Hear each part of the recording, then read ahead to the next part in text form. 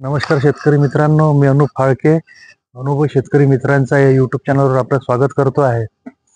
शेतकरी मित्रांनो, यावर्षी बऱ्याच ठिकाणी भरपूर पाणी झालेलं आहे आणि काही ठिकाणी पाणी कमी झालेलं आहे. आता कपाशीच्या पिकात भरपूर पाणी झालं तरी पण कपाशीच्या मुळांना ताण पडते आणि कमी झालं तरी कपाशीच्या मुळांना ताण पडते. आता त्याच्यामुळे नेमकं काय होतं, जे आपल्या जमिनीमध्ये जे मायक्रोन्यूट्रंट असतात, त्यांचे अन्नद्रव्य असतात, ते बरोबर खाऊ शकत नाही. त्याच्यामुळे झाड कसं अशक्त होतं आणि त्याच्यामुळे पाती, फुलं, बोंड हे कमी येतात किंवा पानांवर पिवळे चट्टे झाले, लाल चट्टे झाले, कथ्थई कलरचे चट्टे झाले, असे येतात. त्याच्यामुळे आपल्या उत्पन्नात बरेचसे घट येते. त्यासाठी एक महत्त्वाची फवारणी म्हणजे आज बघूया कोणती घ्यायची आहे. तर एकदम स्वस्त पैशात, कमी पैशात आहे. जवळपास 10 पंपांचं औषध 200-250 रुपयापर्यंत होईल. हे आपण नक्की घेऊन बघा. मी तुम्हाला याचं प्रमाण सांगतो आहे.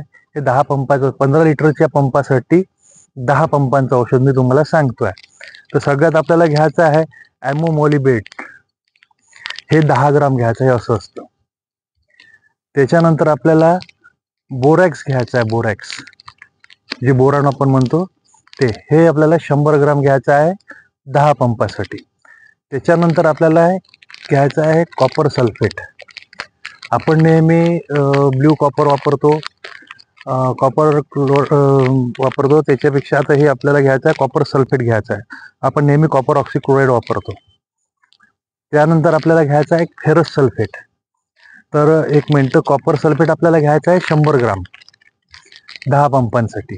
त्यानंतर आपल्याला घ्यायचं आहे फेरस सल्फेट. फेरस सल्फेट आपल्याला घ्यायचं आहे 150 ग्राम.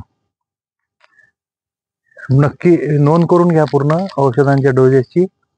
त्यानंतर मॅग्नीज सल्फेट घ्यायचं आहे आपल्याला सोबत. त्याच्या मॅग्नीज सल्फेट घ्यायचं आहे आपल्याला 150 ग्राम. त्यानंतर पोटॅशियम नायट्रेट घ्यायचं आहे आपल्याला 150 ग्राम. हे 10 पंपासाठी आपलं औषध आहे. त्यानंतर मॅग्नेशियम सल्फेट, जो आपल्या पानं लाल पडतात, लाल्याचा प्रकार पुढे येतो, हा येऊ नये म्हणून याच्यासोबत आपल्याला मॅग्नेशियम सल्फेट घ्यायचं आहे. हे आपल्याला 200 ग्रॅम घ्यायचं आहे 10 पंपात, म्हणजे प्रतिपंप 20 ग्राम. त्यानंतर आपल्याला घ्यायचं आहे झिंक सल्फेट. झिंक सल्फेट हे आपल्याला 200 ग्राम घ्यायचं आहे. जे आपल्या पानांवर असे कथ्थई डाग वगैरे पडतात, हे काढण्यात हे मदत करते.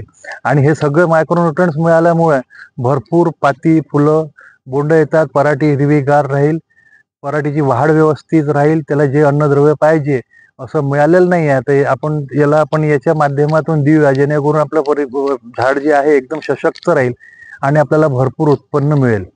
आम्ही वापरून बघितलेलं आहे. कपास तुम्ही बघू शकता, याला बोंड सुद्धा आलेले आहे. हे बघा, खाली बोंड वगैरे दिसतात आहे सगळे असे.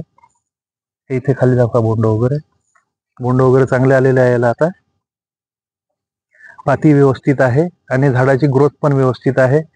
आता या झाडाची एवढी ग्रोथ झाल्यावर आपण पुढे एखाद्या व्हिडिओत बघूया की याची काय ट्रीटमेंट केली पाहिजे, जेणेकरून आपल्या झाडांची सेटिंग चांगली होईल. माहिती आवडली असेल तर चॅनलला लाईक करा, कॉमेंट करा, शेअर करा. आणि आपण वापरलं असेल तर कॉमेंटमध्ये नक्की सांगा की याचे रिझल्ट तुम्हाला कसे मिळाले, जेणेकरून बाकी शेतकरी मित्रांना फायदा होईल. आणि आपल्याजवळ काही असे अनुभव असतील तर आम्हाला नक्की कळवा. आम्ही तुमचे अनुभव सुद्धा शेतकरी मित्रांपर्यंत पोहोचवण्याचा प्रयत्न करू. आपला शेतकरी हा समृद्ध व्हावा हीच आमची इच्छा आहे. त्यासाठी आम्ही तुम्हाला सांगतोय, आम्ही जे वापरतो ते तुम्हाला सांगतो आहे. धन्यवाद.